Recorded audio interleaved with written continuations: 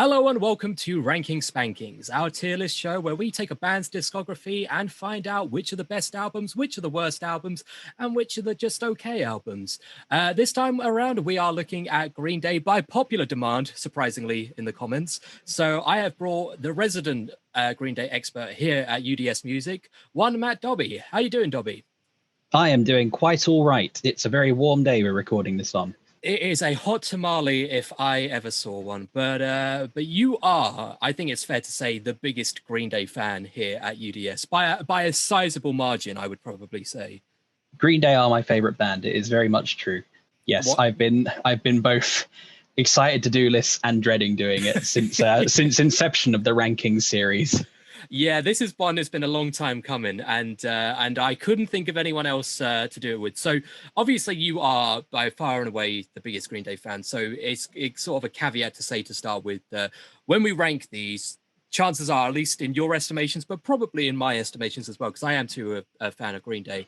These are, although we may be ranking some in sort of the lower tiers, they're still, in the grand scheme of music as a whole, going to be better than most music. They are just being graded within the sort of the parameters of Green Day albums. So don't hate us if we put your favorite in the lower ones. We probably still like it.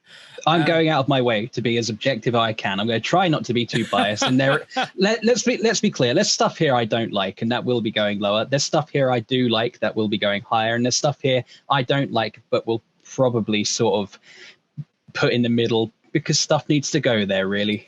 It sure does. You've got to have a good barometer for everything else to be better or worse than. But just a note on our rating system, we start at the top tier, which is our traditional very good, very good.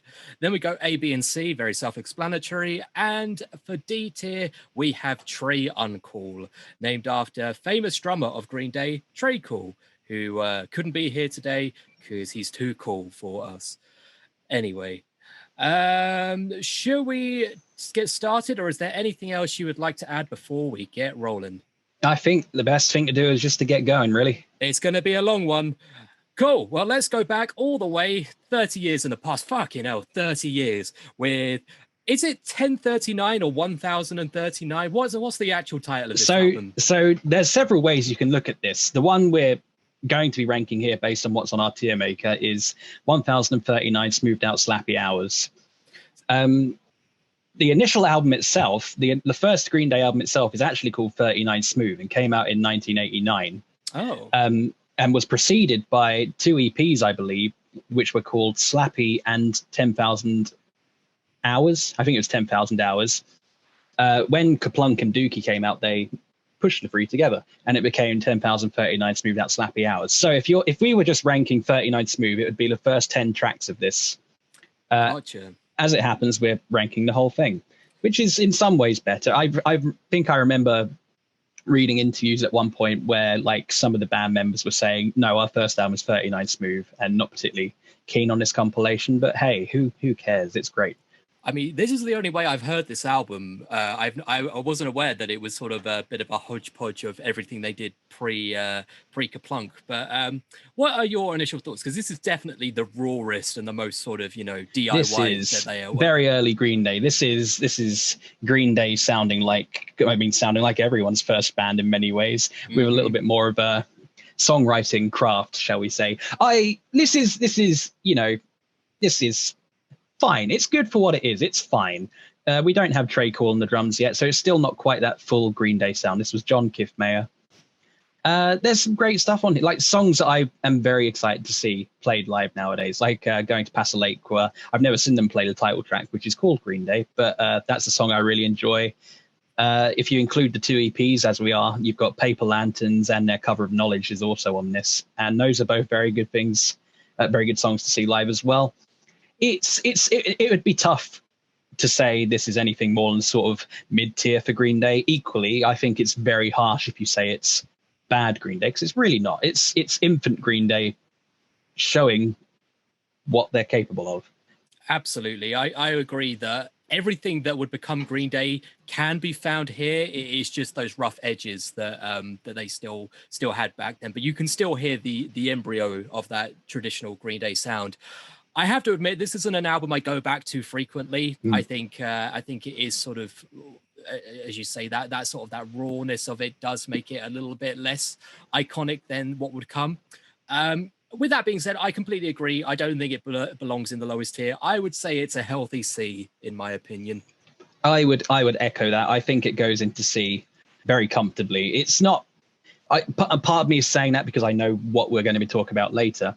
Equally, I think, I don't think there are a lot of bands who come roaring out the traps on an indie label with their best album, and this is not their best album. So C tier makes perfect sense to me. You got to walk before you can run, and sometimes if you run too fast, you fall over, and it gives you the sound effect Kerplunk. So that's what we're going to look at next. 1992. Oh, Jesus, that was awful. 1992's Kerplunk, which is their, I guess their first. Was this their first release on a major label, or is this one still DIY? This was still on. It's not Gilman Records, Adeline Records. I can't remember. It was Larry Levermore's label, if memory serves. No, it's not main. We're not in the mainstream yet. We're not on the big labels. This is what led to them being signed. Kerplunk is basically 39 Smooth, but with far better craft. And I'd say it very much serves as the bridge between that early Green Day style and what they would go on to be with Dookie and beyond. I really like Kerplunk. There are a lot of people who love Kerplunk. I know people who say Kerplunk is their favorite Green Day album. And if that's the case, then fair enough. I mean, Trey Cool's here now. You've got the full three-man unit, as it were. And you've got great stuff on here as well. Like 2000 Light Years Away is an incredible song. Sure you get Christy Road, which is one of my favorite Green Day songs. I'm not so keen on the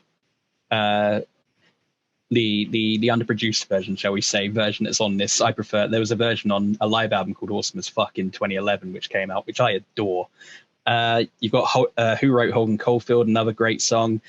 Trey Cool gets his first vocal credit, shall we say, on Dominated Love Slave. There's great stuff here. You even get the earliest version of Welcome to Paradise before it would later come back on Dookie. There's great stuff here. It's definitely a step up from 39 Smooth, but it's still not true. It's not, I don't want to say it's not true Green Day, but it's not Green Day firing on all cylinders yet.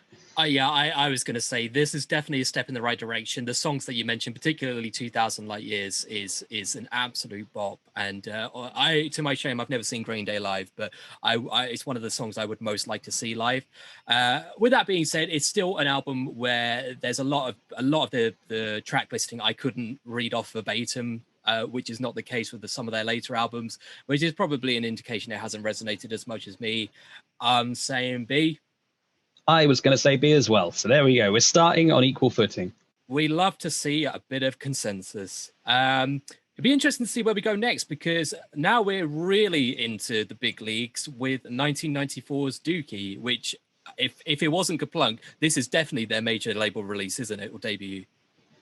Big time. Yeah, this is the one. This was Reprise Records. They were signed by Rob Cavallo, I think that's his name. Lee Carvalho. Not Lee Carvalho. No, not the putting challenge man. Rob Cavallo, who would be very much involved in the, I want to say production. I don't think it was always production, but he was involved in the albums going through 2004's American Idiot, which we'll get to in good time. What is there to say about Dookie that hasn't been said already? I think this remains Green Day's highest selling album, which is a surprising fact in many ways, but equally it's got 10 years on American Idiot. It's the blueprint. This is Green Day being Green Day. You've got this is the hit factory in many ways. You've got Longview, Welcome to Paradise has returned, Basket Case, She, When I Come Around. You get all the big stuff. You get one of Green Day's best opening tracks in Burnout. You get album tracks which are like having a blast. It's Sassafras Roots and one of my favorite Green Day songs again, FOD, and a little hidden track at the end which is Trey Cool's second vocal credit, as it were. It's pretty flawless, this album, to be honest. Yeah, I have to just say it out now. This is my favorite Green Day album. I know it's the basic bitch answer, but it's my favorite Green Day album for the reasons you've said. I think it captured a band that was still they still had that element of DIY and that element of rawness, which I do still think they have to an extent now. Particularly Billy Joe still definitely tries to advocate for that mentality. But back then, this is a band in the middle of their youth, but also at the height of their game. So tracks like Longview, which is literally about being bored and jacking it at home because you've got nothing else to do and you've got like that low-key nihilism. It's just all so relatable and nothing feels phoned in or faked. This just feels like if you took a 90s teenager's diary and just wrote it all down into a flawless pop punk record, this would be it. And it works so well. So yeah, I still go back to this album. It's timeless in many ways. I mean, there is no, I mean, I'd like to say there's no generation of teenagers that would not get something out of this. I don't know what the teenagers are like today because I'm an old man now. Sure are. I'd like to think you'd still, as a 13-year-old, discover Dookie and just find yourself grappling with the feelings that are being sung about on the record and being like, wow, this is really talking to me. And I think that's a quality that a lot of Green Day music has. Certainly, we came along shortly after Green Day's inception. Green Day have outlived both of us in terms of their band's career.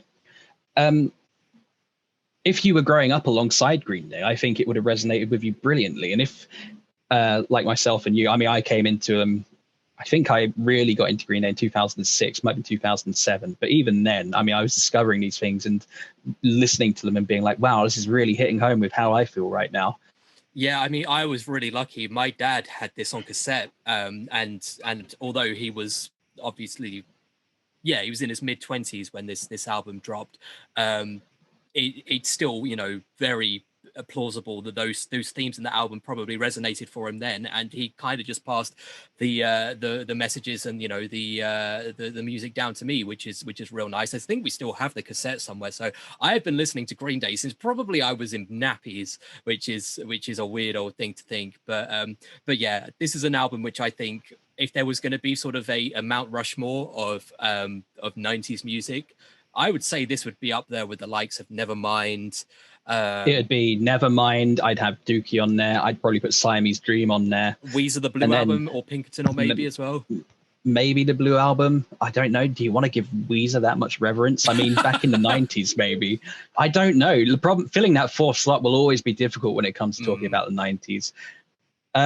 What else was big? You had pop punk. It's got to be something new metal, hasn't it? Jonathan Davis, maybe, and Korn. Oh yeah, or Slipknot.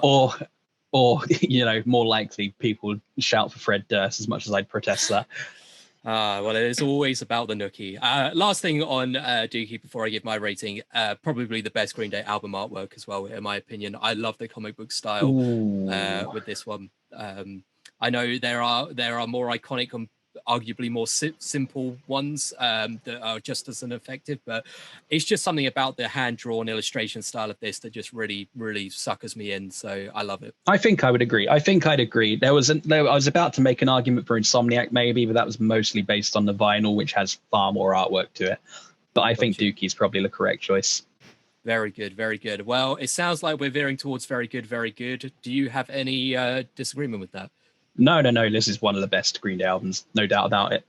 Good stuff. Good stuff. Well, we move forward 1 year to the year of my birth, and Insomniac, 1995's Insomniac, coming out a year later, and probably not quite at the same level as Dookie, but still a fantastic album, in my opinion. This is much more raw. This is much more punky, and this is just much more bratty and snot-nosed and in your face. This is a raucous album, and it's so short. It's over within half an hour. Yep. It's really quick. 14 tracks. Again, it's pretty flawless as far as I'm concerned. It's tough. I don't think I'd say it's as good as Dookie personally, but I think I go out of my way to listen to Insomniac more than I do Dookie. Interesting. Yeah, I mean, just looking at the track list now, there are some tracks that I still go back to all the time. Like the riff in Brain Stew, I think will be, cemented in my subconscious until the day I die. It's so simple, but just so catchy and effective. And I mean, I'll say this about a song on near enough every album, I dare say, but Jaded, one of my favorite Green Day songs. I love Jaded, and it's made all better by coming off the back of Brain Stew, as it does. I mean, other standout tracks. You've got "Walking Contradiction," which has one of my favorite music videos ever. Yeah. Panic Song, I adore. 86 has that drum intro that gets stuck in my head all the time. Armitage Shanks, another great Green Day intro track. Stuck with Me, Geek Stink Breath. Ooh, definitely in my top 5 Green Day songs, I would say, for Geek Stink Breath. There's just this is, you know, it's not really their sophomore album because that would be Kerplunk, but in terms of sophomore major label release, it's pretty difficult to think of a better one than this. Yeah, I agree. I think "Walking Contradiction" is probably one of the best closing tracks of any album of all time. Is my favorite song on this album, and I don't know how much of that is that I link the music video to it, which is a fantastic music video of misadventure and almost death. But yeah, I mean, I think it doesn't hit the heights of Dookie. I think it doesn't quite have the same iconicness to it, which maybe is a case of marketing. That maybe the first one just was marketed better. I mean, I'd say the first Dookie is the hit factory, and as much as I love Insomniac, it just doesn't have any song that struck quite as well as, you know, Basket Case or even the lowest of those singles on Dookie, which I think was probably She was the one that I was going to say didn't do as well, but even still, it did massive numbers. I think She's the one people would know the least outside of, you know, Green Day fandom. I don't think anything on Insomniac is as well known as even the least well known track on Dookie. Oh, I'm not sure about that. From a single perspective, sorry. Oh, yeah. Okay, yeah. I was going to say, like, hang on a moment. No, because I think the most well-known song on this album is probably Geek Stink Breath, and you know, a lot of people probably don't know it. It's not a song that's played very much by Green Day nowadays. I've seen them play it once, and it was great when they did it, quite frankly. Nearly 10 years ago. 10 years ago this week, as a matter of fact, that was. I know. I think you're right. It's tough to put this alongside Dookie as a very good album, as much as I'd call it an album that's outstanding in every way. But you've got to be objective in this in a ranking, and when you're ranking against Green Day's own catalog, it's, you know, far easier to say, nah, this isn't quite as good as Dookie. I would put this in A tier personally. I would too. And speaking of things that begin with A, were you like me and knew of the song Armitage Shanks before of the brand Armitage Shanks, which is the famous sink and toilet manufacturer? I think I probably knew Armitage Shanks was a thing. I'm sure I'd have seen it, but once I read the story, I was like, I put the two things together. I was like, oh, okay, yeah. See, I first knew the song, and then I think I was in a hotel or something and saw Armitage Shanks written on the sink, and I just got confused. I was like, what the fuck is going on? But hey, there's just one of them things, and maybe it just goes to show that I'm not that bright in the head. One might say I'm a bit of a Nimrod, which is the next album we are going to talk about, 1997's Nimrod, which I'm going to say straight off the bat has my favorite Green Day song on it, which is Hitchin' a Ride. Hands down, my favorite Green Day song. I love the little violin fiddle intro, and that thumping beat that just goes throughout all of it just hits the spot in every way. But what do you think about this album? Yeah, I mean, I love Nimrod. I think, you know, from Dookie through to, you know, American Idiot is a pretty untouchable curve of albums as far as I'm concerned. I adore Nimrod, and I mean, I'm surprised you say Hitchin' a Ride's your favorite. I love Hitchin' a Ride, but I think there's way better on here. I mean, you got Nice Guys Finish Last opens the album, Scattered. How Shinker is a really underrated song in Green Day's back catalogue. I don't know why I don't hear more people talking about How Shinker. It's incredible. King for a Day comes off this album as well, and as fun as King for a Day is at this point, I'm a little jaded by Green Day, by King for a Day, just because I've seen it live so many times, and the shtick does wear off a little bit once you've seen it so many times. We mentioned Walking Contradiction on the last album being an excellent closer. I think Prosthetic Head at the end of this album might be my favorite Green Day album closer. It's incredible.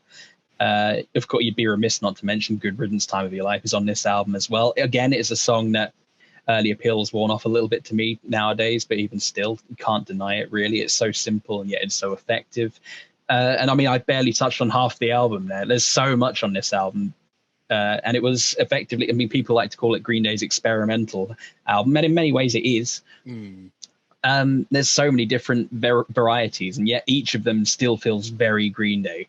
it feels a very natural progression in many ways, more so from Dookie and Insomniac, I dare say. At times you see the Insomniac coming through on like Platypus I Hate You or Take Back, which has growled vocals. It's tough for me, again, to say this is anything less than a stellar album, personally.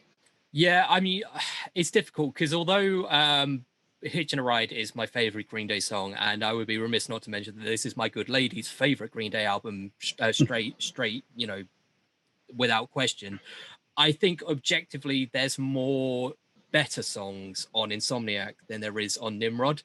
But I think they are very, very close together. I think oh man, this is the bits I was dreading. I'm not sure. I think if I want to just listen to a Green Day song, if I'm on shuffle, I'm more likely to listen to a single song from Nimrod than I am Insomniac, because I think Insomniac as a whole is excellent. I don't want to say it's one note, but I think the tracks all speak to each other in a way that the tracks on Nimrod don't really speak to each other, and so it's easier to sort of make the playlist culture out of Nimrod, as it were. Oh, that's a really I think I would say I would probably say I prefer Nimrod just over Insomniac. Okay, I mean, you are the Green Day expert, and I am not adverse to that because my favorite song is on there. So so we'll do that for now. We can always tinker and change things about later on. But Nimrod at the top of A, followed by Insomniac for now. Now we move forward a few more years to what is quite a divisive album in many respects, which is the year 2000's Warning. So this didn't do so well compared to some of their previous albums. This was critically considered a bit of a low point for the band, which I completely dismiss because I think this is another fantastic album, in my opinion. Yeah, whenever I read about Warning being quite so looked down on, as it were, both by Green Day fans and the public at large, I sort of scoff a little bit because I think it's incredible. I think this is the point at which Billy's songwriting truly starts to sort of expand beyond his punk roots in many ways. I mean, it's got a lot of acoustic guitars, and I think that's quite off-putting to some people. But I think, you know, you look at the track list, and Minority is on this album, and a lot of people would say Minority is probably their favorite. One of my favorite Green Day songs, Warning, is the title track of this album. I think this is just a really great summer album. I wrote a piece for Upside Down Chart last year about this album for the 20th anniversary, and just revisiting the album as I did during that time, I just really remembered how much I love it. I can understand why people perhaps aren't as into this one. I think there are moments where perhaps, you know, it's not. I think Deadbeat Holiday, for example, is probably the first Green Day song on this list I would quite happily skip, certainly from the more mainstream, from the major label stuff, because there's a few things on the earlier two albums I would. Deadbeat Holidays just never really stuck with me very well. I think a song like Hold On is probably not as memorable, but then equally you've got Macy's Day Parade, which is just great. You get Waiting, Castaway, Fashion Victim. It's kind of undeniable to me that this is a good album, and people who say it isn't just sort of pass me by. Yeah, I completely agree. I think maybe it's one of those albums that's got more and more of a fan base as time's gone by, sort of one of those not appreciated in its own time dealies. But yeah, I wouldn't say it's as good as Nimrod or Insomniac, but that's a very high bar to compare yourself to. I still think it sits very neatly just below those. So I think I would still put it in A tier, but it would be the bottom for me. Yeah. I completely agree. Wow, that is a stacked A tier so far. Yeah. Which I don't think we're going to keep up quite near I mean, I'd say A tier is only stacked because I know what's coming momentarily, at the very least. But we shall see. I think we'll definitely be treading into the lower tiers shortly as well. I think we're going to hit the highs and we're going to hit the lows in the next few minutes. Yeah. But let's take a detour with an album that's a bit different, which is the B-Sides and Rarities album Shenanigans from the year 2002. So this is, I consider this a little bit of a transition album for Green Day because everything sort of in the 90s, I consider one, this is just the way that I envisage it, as one era of Green Day. And then the album that will come after this, American Idiot, I consider sort of the birth of a new era of Green Day, when they went from sort of where they were to where they would become. So this kind of fits that gap between there. And it's kind of like a, you know, a little bit of a hidden gems thing for the people who have been around up until that point. But what did you think of Shenanigans? I mean, I completely agree with what you've just said there. I think the second you get a greatest hits album, you're sort of saying, okay, that era is over. Here comes what's next. And I think when Shenanigans and before that, the greatest hits album, International Super Hits, came out, I don't think Green Day necessarily knew this is what was that American Idiot was coming yet. I think obviously there's the famous story of Cigarettes and Valentines, the famous Lost album by Green Day, which we've heard some songs from over the years, perhaps on albums, or Green Day even played the title track live and is on Awesome as Fuck and is fucking great. I've never heard this story. What is this hidden album?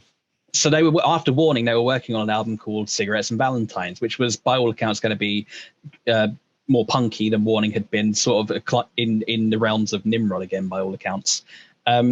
And the story is that they lost those tapes and decided to start again. But I think Mike Dirnt has, in the years since, suggested, no, we just started again. We never lost the tapes. So we don't know. We don't know most of what was going to be on Cigarettes and Valentines. We don't truly know what the sound was going to be like, other than the few things we've heard. I know that there are snippets from songs that were used, I think, on 21st Century Breakdown and beyond. Wow. But that's beside the point. Shenanigans is what we're talking about now. It's a B-sides album. It's a pretty good B-sides album for what it is. The songs that are on here that were B-sides and not just covers. I mean, you get Desensitized, which is outstanding. That's a song that's been having a bit of a resurgence for me recently. Ha Ha, You're Dead, which is just an unreleased song, which finishes this album, is incredible. What else you got? You Lied is really good as well. I can't remember if that's a cover or not. The thing is, with a lot of these songs, I don't listen to Shenanigans an awful lot. I can never remember where these songs come from, which ones are covers or not. There's Espionage, which I believe is just a cover of like that famous spy theme from something. I can't remember what it is. It's a fun listen, but it's not what you go to frequently for Green Day. Yeah, there's a few songs which I dig on there. There's a few songs which I heard on previous compilations or whatever that sort of just wound up on here, like their cover of the Ramones' Outsider is a song which I heard on a Ramones tribute album. And I really dig that. I think because people often say that in many ways, Green Day are kind of the Ramones of another generation, that they share a lot of the same sort of ethos and sensibilities and attitudes of the Ramones. And so it's kind of nice that they have that little nod to it's Green Day who played when the Ramones were inducted into the Rock and Roll Hall of Fame. There you have it. There you have it.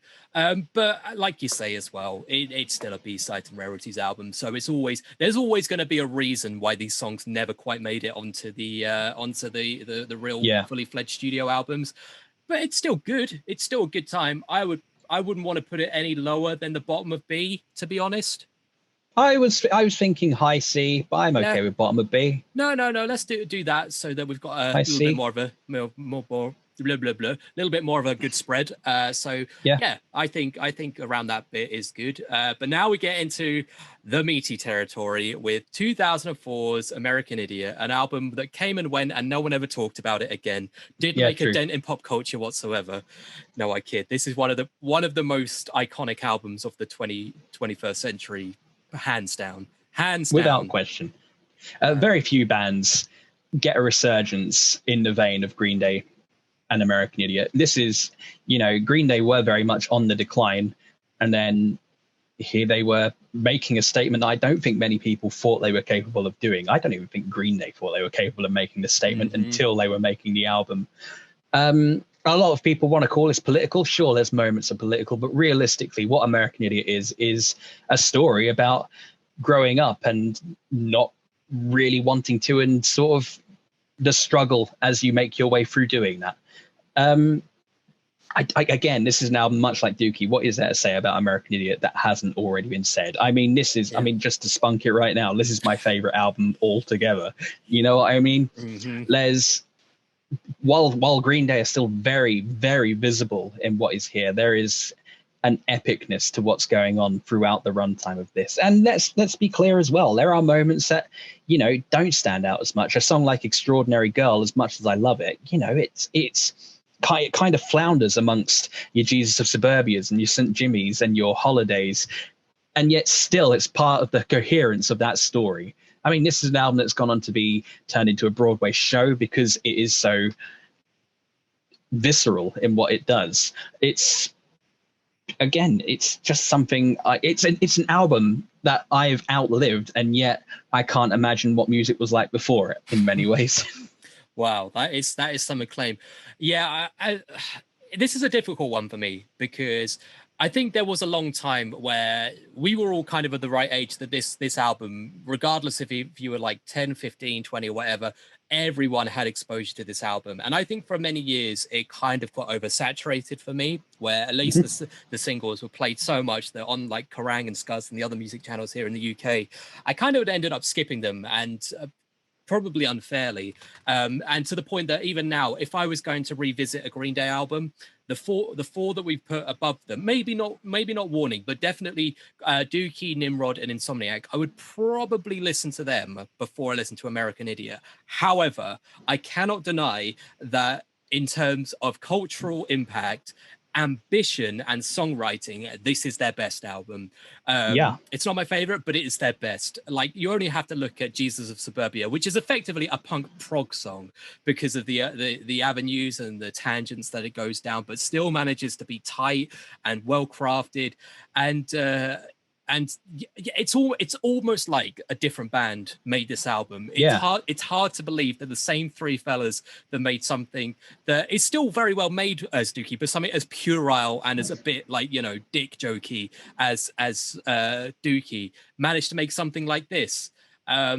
I guess there was kind of a little bit of a period during this time where there was a few bands doing that sort of thing. Like, obviously you had Blink-182 doing their self-titled album, which definitely not to this extent, but that was a little bit more of a serious, straight-faced album as opposed to what they've been doing. And maybe it was a few bands just coming of age, but no one did it quite like Green Day with American Idiot. And there's a reason. You can throw all the marketing behind an album in the world, but there's a reason why this one has stuck the test of time, and it's not the marketing, it's the songwriting that's just prevailed throughout. So yeah, I have no grievances at all sticking it right to the top, where it'll probably remain until the end of this list. Spoiler. Oh yeah, I mean, it's the very top for me. And I mean, you got to say, there are people who really hate American Idiot, and you know, there's Green Day fans who really hate American Idiot. There are people who, the second that sort of first era of Green Day stopped, they just stopped listening and they can't stand American Idiot. And I mean, it's quite a change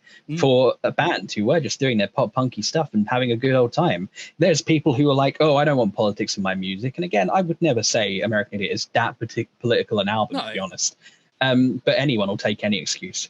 You can't knock the ambition of this album, and I don't think going into it they knew the phenomenon it was going to be. I think they were taking a massive risk, a risk that has to be congratulated, whether it succeeded or failed, quite frankly. And I mean, for better or worse, this is the album that springboarded the era of Green Day that we're probably still in at this point. Whilst that first sort of period of their career was 10, 11 years, this springboarded what is likely to be, well, it has so far been the next 17 years and could go well beyond, quite frankly. Yeah, I can't see that, unless, I mean, probably people said the same thing in 2003, but I can't see them having another reinvention quite like they've had with American Idiot. I think and looking at the quality of some of the albums we're going to talk about, maybe they need one, but we will. Well, we will see. When Green Day are at their best, when they're backed into a corner and about to do something you're not expecting. Yes. And since this album, whilst they've done some really good side projects, which, you know, people weren't expecting, since this album, they've not really hit any kind of height again, at least from the terms of genuinely great creativity that sounds good. And that's not to say I don't like anything that's come after this, because I love a lot of the stuff that's come after this, even some of the bits you'd think most people would dislike, I find quite a lot of enjoyment in. But it's hard to say, you know, this was the peak of the mountain and it's been a decline ever since, as much as their popularity has remained consistent since. Yeah, I completely agree. And an album that definitely rode on the coattails of popularity, the American Idiot, had was 21st Century Breakdown, which came out quite a long time afterwards in the grand scheme of things. 5 years after American Idiot, I believe, in 2009. Yeah. This is an album which I cannot help but relate to American Idiot, purely because I guess from a personal perspective, I was listening to them both during my adolescence at this time. So they were the two Green Day albums that were always on rotation. But also, I feel like this album tries to tackle a lot of the same sort of themes and concepts as American Idiot, just not quite as well, in my opinion. Yeah, I think I would completely agree with that. It's a very similar tale. It's the tale of Christian and Gloria as they're sort of making their way through a political climate they don't like. Now, if you want to talk about a political album, I think this one is more political than American Idiot, quite frankly. Maybe not overtly so, but you get songs like 21 Guns and Last of the American Girls, which touches on it a lot more subtly. But this one features a character who is actively quite angry about the state of the world and being rambunctious about it. In terms of scale, this is Green Day very clearly having seen the goalposts they set themselves up and thinking we need to go beyond that. And I think from a scale perspective, yeah, I think they do kind of manage that, to be honest. I think it is more epic and grandiose in scale. I don't think it necessarily matches that in terms of the songwriting necessarily, but you can't knock them for what they've tried. I would say as well, like the world tour they did for this album was probably the best world tour Green Day have ever done in terms of them being able to fire on all cylinders as a live band, whilst also, I mean, it was well known that in during this tour, during the middle of their set, they just left a big old blank slot and would just fill whatever they wanted to do in there. And all credit to them. I wish more bands would be able to do something like that. There's 18 tracks on this album, some of which are, I mean, the first one at the very least is just an interlude, really. There's moments of, yeah, okay. And I mean, when this album first came out, 2009, when this first came out, I was still kind of in my period of just really getting into rock music. I was about to finish my GCSEs, and this was a springboard for me. And I loved this album when it came out. This is another album I've written about for UDS before. And whenever I mention 21st Century Breakdown, there's always a little bit of a little snigger at me. And my feelings on this album have softened over time. I'm not as into 21st Century Breakdown as I was in my youth. But equally, when people say to me, this isn't a good album, I think, no, I don't think you're quite right there. I think in terms of Green Day's chronology, I don't think it's one of their best, but it's not one of their worst by any stretch. And I would take 21st Century Breakdown over probably at least 90% of other music to this day. I still think this is pretty good. Yeah, I completely agree. I am one of the ones that have probably given you a bit of a hard time for liking 21st Century Breakdown, but there's still songs that, like, I was another one who was super into this album back in the day, and there's still some objectively good songs on this album. It's just, I don't know, perhaps with American Idiot, there was still a sense that they had that youthful kind of cheeky energy that was very much prevalent. I feel like that, and this was them sort of stepping towards the sort of more earlier contemporaries of like the Who and that sort of thing. And I think that's, again, I think that's probably the sort of era we're in of Green Day now, is them looking back at their very early references rather than their more punky references. And whilst you can tell they love that material, I don't think it's necessarily the material that a lot of Green Day fans like, myself included, I would say. Yeah, it does. It becomes an issue. I mean, certainly we'll get to Father of All Motherfuckers in a little bit. But, you know, you can tell they're having fun doing music like that, but it's not what we want to listen to particularly.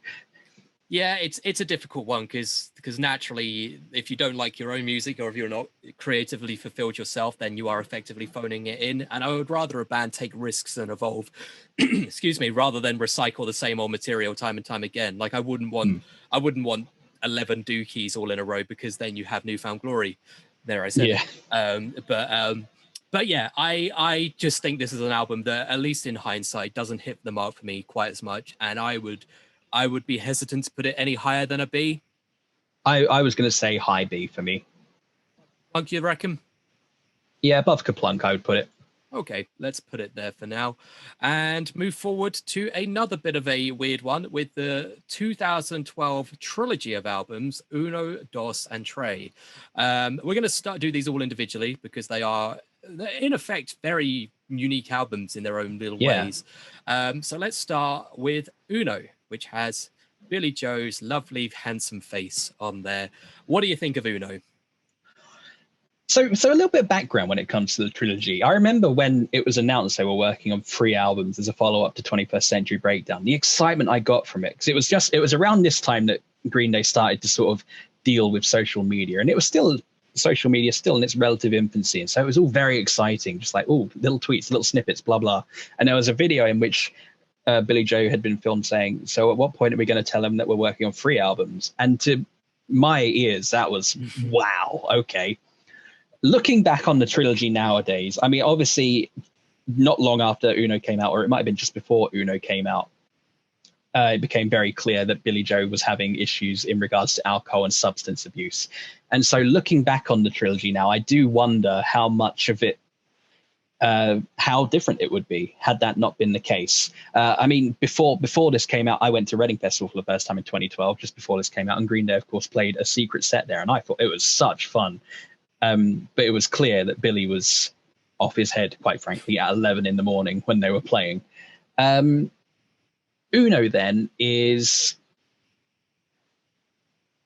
it's interesting in the aftermath of 21st Century Breakdown. Again, I think the need to sort of scale up after another epic was on their mind, and of course 3 albums. Yeah, why not? That's pretty big scale. Mm-hmm. Uno, I think, is the most fully realized of the 3 albums of the trilogy. I think it's the one that perhaps is most Green Day in terms of what it is. I think you can see swabs of early Green Day and American Idiot 21st Century Breakdown Green Day in there, but in more refined forms, shall we say. I think there's great stuff on Uno. I don't think the production does it all that many favors. The guitar tone was a famous thing at the time of the trilogy coming out, was Billy Joe's guitar tone having been changed up quite so much. Yeah, I'm not so keen on the guitar tone change personally. It does, again, harken back to sort of their more early in life references like The Who and stuff. And again, while I like, to an extent, I like The Who, I like them less and less with every passing day and the more that Roger Daltrey gets to say. Oh, yeah. It's just not music I go out of my way to listen to very often, as much as I enjoy it. Uno, though, I mean, Uno has songs like Nuclear Family and Let Yourself Go, and what's the other big one, Stay the Night, which was a pretty great song, quite frankly. It has moments like Kill the DJ, which a lot of people don't like. I'm quite receptive to Kill the DJ. I think it's kind of funny. The first single was Oh Love, but it's like, why was Oh Love the first single? I'll never understand, because it's one of the weakest songs on the album, of the whole trilogy, I dare say. It's tough. I mean, I think back to Uno kind of nostalgically, I guess, but I wouldn't say I love it by any stretch of the imagination. Yeah, I agree. This is a time where I think I kind of fell off Green Day a bit. And it's only in hindsight that I've checked out these albums, and there are moments, but songs like Kill the DJ never really sat well with me. It felt like very, very watered down Green Day from what they had been doing. And as you say, probably a large chunk of that is down to the production and Billy not being in quite the right headspace. But yeah, I think this was definitely a big old step back from what they've been doing for the last 2 albums. This is one I definitely wouldn't put any higher than C, to be honest. So it's tough for me, because I'm looking at the trilogy. I genuinely, to this day, do not know which one is my favorite. I think I'd be inclined to say Uno is my favorite because it's the most fully realized album of the 3 of them. We'll get to Dose and Tre in a minute, but I think my favorite songs from the trilogy are on Dose, and I think the most epic scale of the trilogy is on Tre. But I don't think Dose and Tre quite match the full conglomerative album necessarily, and so I think I'd say Uno's my favorite, and I'd put it into C tier. Top of C or below Shenanigans, do you reckon? It's tough. I think I'd have it below Shenanigans. Would I have the first album over it? I think I'd go back to Uno more than I'd go back to the first album, purely because I'm a bit of a snob when it comes to production, and the more raw stuff just doesn't work for me as much. It's Fair my enough. personal take. Fair enough. We will have a nice little Uno sandwich between the bread of Shenanigans and old Slappy boy there. And we will move on to DOS. You say that this has got some of your favorite songs out the trilogy on it. Yeah, I mean, Stop When the Red Lights Flash is probably my favorite song of the whole trilogy, and that's the third track on here. You get Stray Heart, which is just a lovely bit of a little bit of fun rock. It harkens back a lot to is it A Town Called Malice? It sounds an awful lot like A Town Called Malice in the bass line. Lazy Bones is a very, very well written song. I think it's a little under realized purely based on the album it's on. Wow, That's Loud is a very late song on the album that's quite fun. You get a nice little ode to Amy Winehouse that I quite like as well. But I think a lot of the stuff on Dose, Fuck Time as well, I should say. Fuck Time was originally a Foxborough Hot Tub song. And I think if they'd made a lot of the time when they talk about Dose, they were comparing it to the second Foxborough Hot Tubs album, in effect. You can kind of see that, but it's not a patch on the first Foxborough Hot Tubs album. Incidentally, if we were putting that into this list, I'd almost definitely put that in A tier.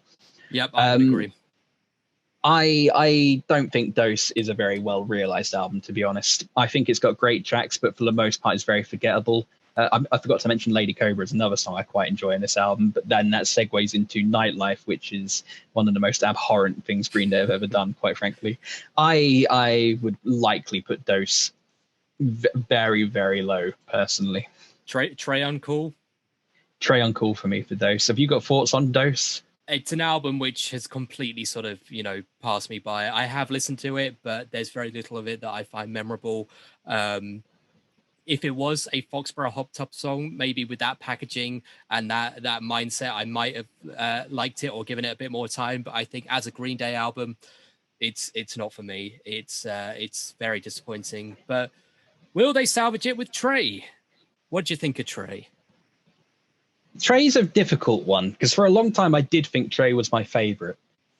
Again, there's really good stuff on Trey, and I think the sort of when Green Day want to think about their grandiosity, if you look at Uno, Dose, and Trey as three separate entities, Uno is Green Day in their sort of more punky roots, I guess. Dose is them looking at a sort of disco, Foxborough Hot Tubsy, garagey style sound, and then Trey is the album in which they wanted to sort of let their wings fly and see what they could do from a grandiose scale. Unfortunately, the songs just don't match that style whatsoever for the most part.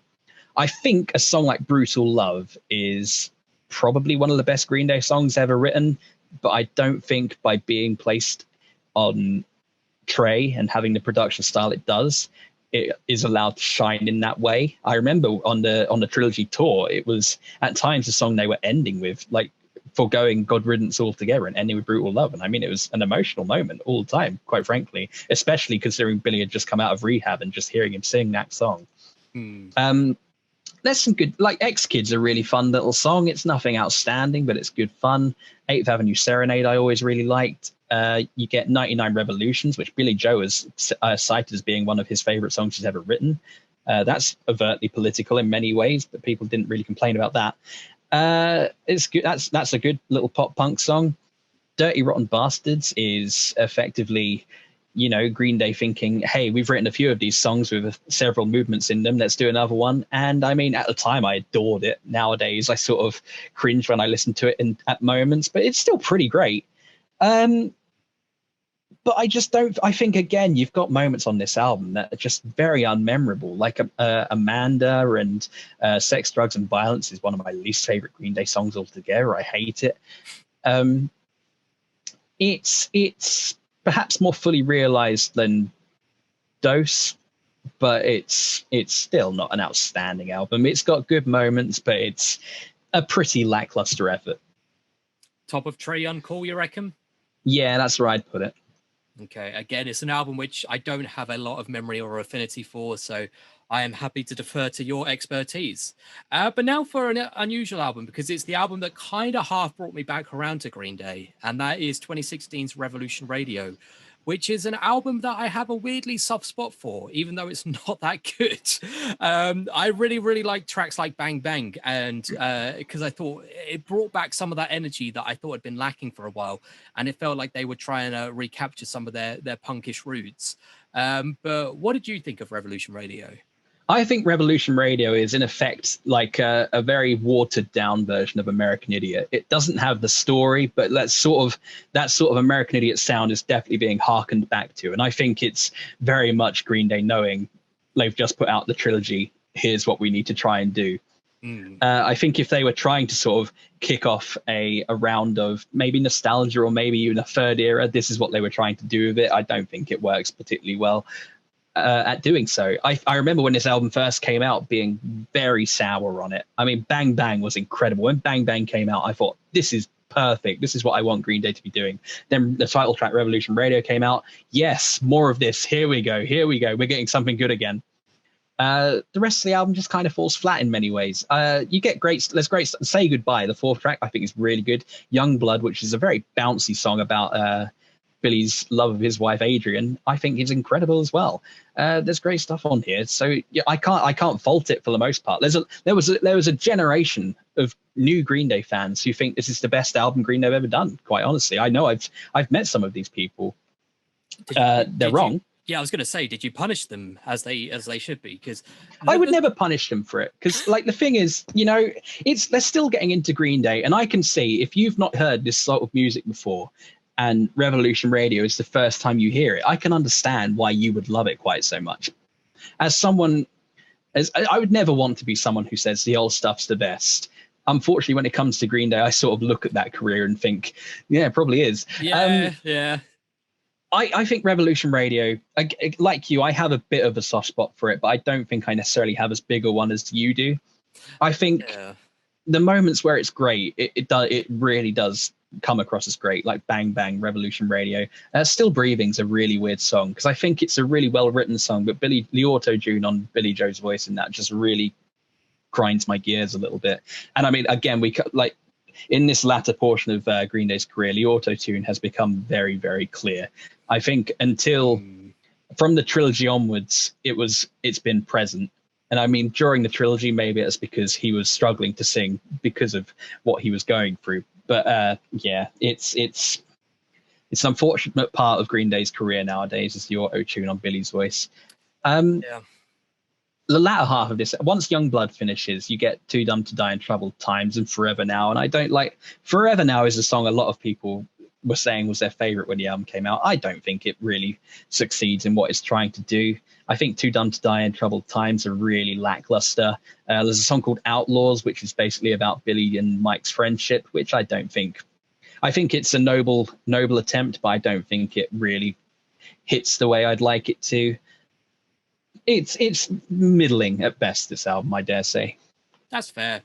My love of it, I think, is the fact that they did try to bring the scale down from where they were with the trilogy, where it felt like for the last group of albums it was a case of personal one-upmanship, where they were trying more and more to outdo themselves, and it felt nice that they were trying to do something a little bit more smaller scale.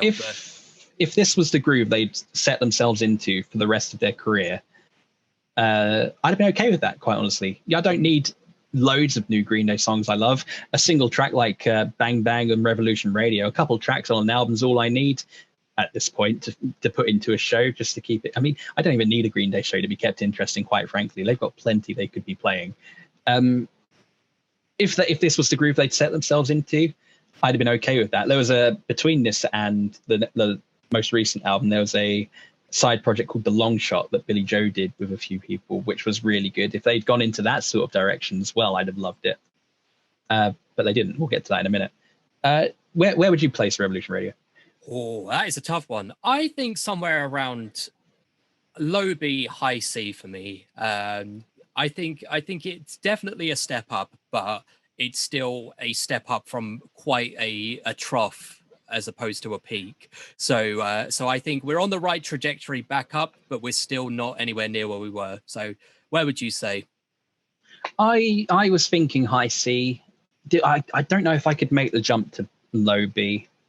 I can dig it. I can dig it. Do I think it's do I think it's better than Shenanigans? I mean, yeah, I think purely by virtue of it being at least, on an album, it is probably better than Shenanigans. I think I'd put High C.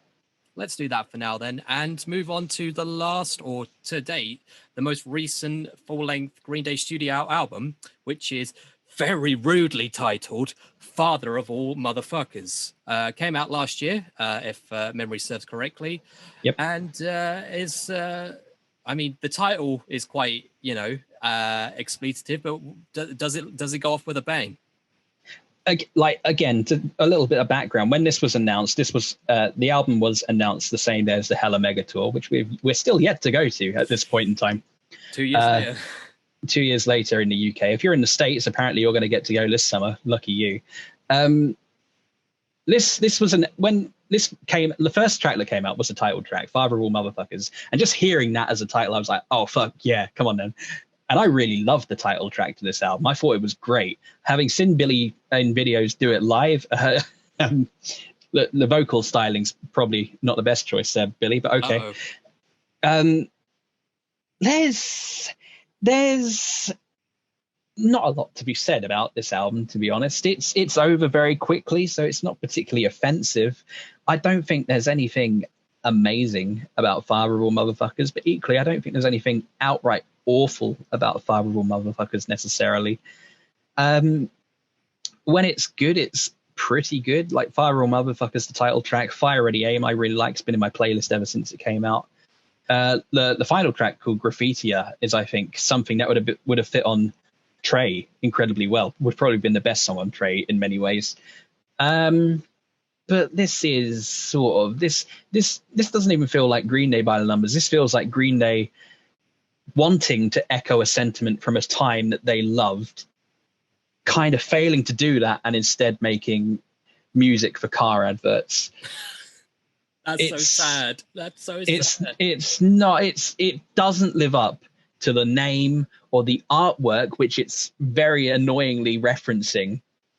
And it's so disappointing to me. And when it came out, I reviewed this for UDS, if memory serves as well.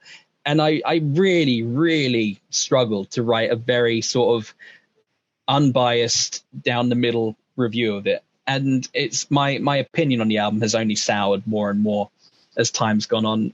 A song like I Was a Teenager, as funny as the title is, it's not amazing to listen to. I thought it was okay initially, but I've not gone back to it in a long time. My least favorite track on the album, I think, is Meet Me on the Roof, which is just so indie, and I despise it for what it is. With that said, I've not seen this album live yet. It might be that it were to grow on me when I see these songs live, and it's over within. Again, I think this is their shortest album. It's shorter than Insomniac. 26 minutes long. I'm sure there would be some fun in just having these short, sharp little outbursts in the middle of a Green Day show, but it's not a style of music I particularly want to listen to. I don't imagine it's a style of music most Green Day fans were particularly interested to listen to. I don't imagine it's a style of music most rock fans were particularly interested to listen to. I don't think it's a style of music most anyone was particularly interested to listen to in 2020, except for Green Day, who, in typical Billy Joe in that day fashion, went full on, we're going to say rock and roll with this. And, it's genuinely, it's a story of Green Day very much falling flat on their face. And part of that is because the pandemic came along and didn't give them any allowance to sort of try and follow that up. But yeah, this is, if we're talking about the biggest disappointment in Green Day's career, for me at least, it's this album. Wow. See, for me, this is, again, I suppose in the same way you said it, it's not offensive in any real way. It's just in one ear, out the other. It left no discernible impact on me. And it kind of belies its own branding with the artwork and the title and everything. You think it's going to be this brash in your face, throwback to Dookie or times like that. And then you remember that they're all well into their 40s or 50s at this point, and that probably that time of their career is gone for a reason, and if they were going to evolve, they should evolve into something that's not this.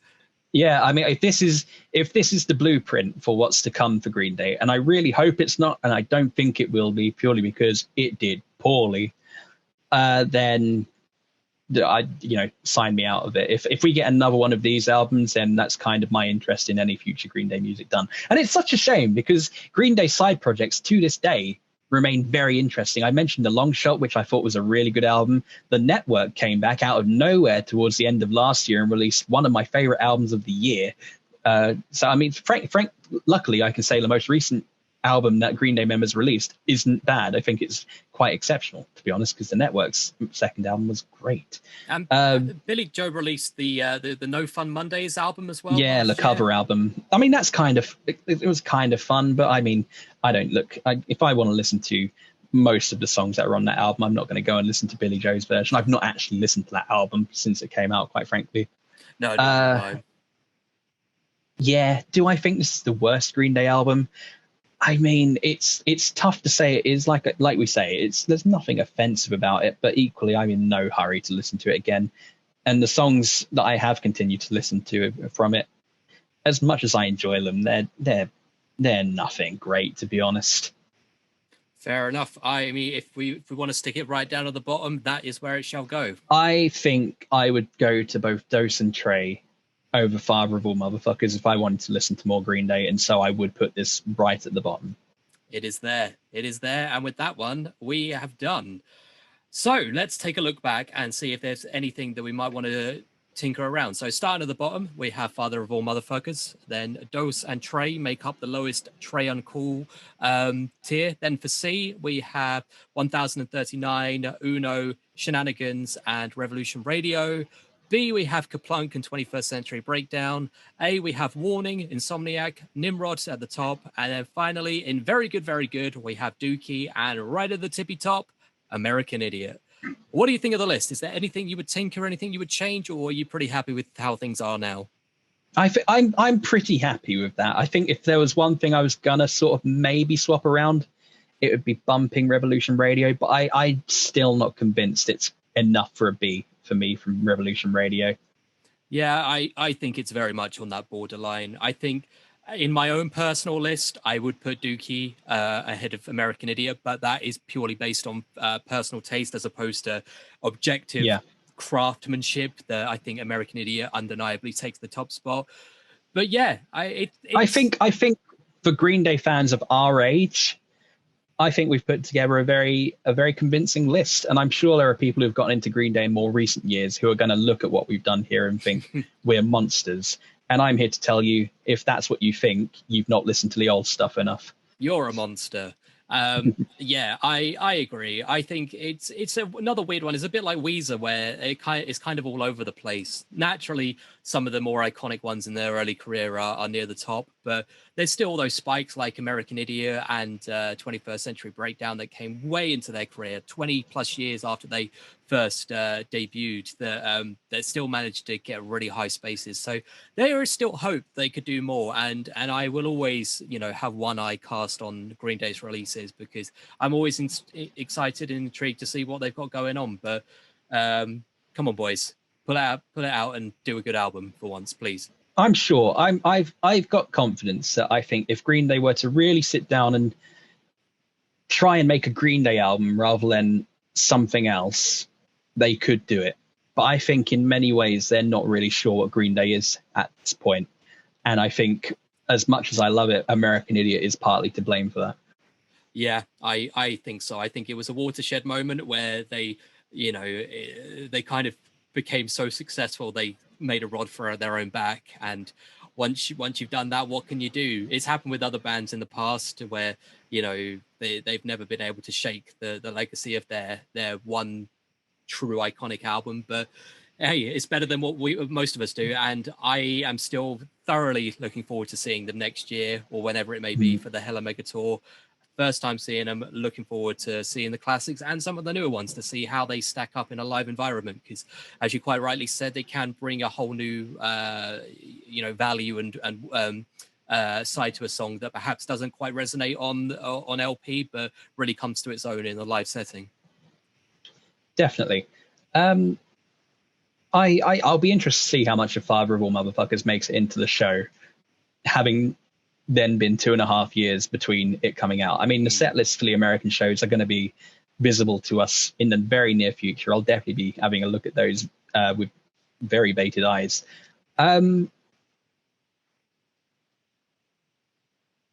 don't know. I don't think I've got anything else to say, really. I love Green Day. I think this has gone swimmingly, actually. I think everything's gone sort of where I thought it was going to go.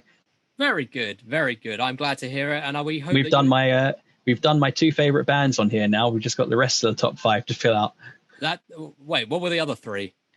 So we've done Foo Fighters and Green Day. Those are my top 2 bands. In the future, I imagine we'll be seeing Queens of the Stone Age, Frank Turner, and Nine Inch Nails on here.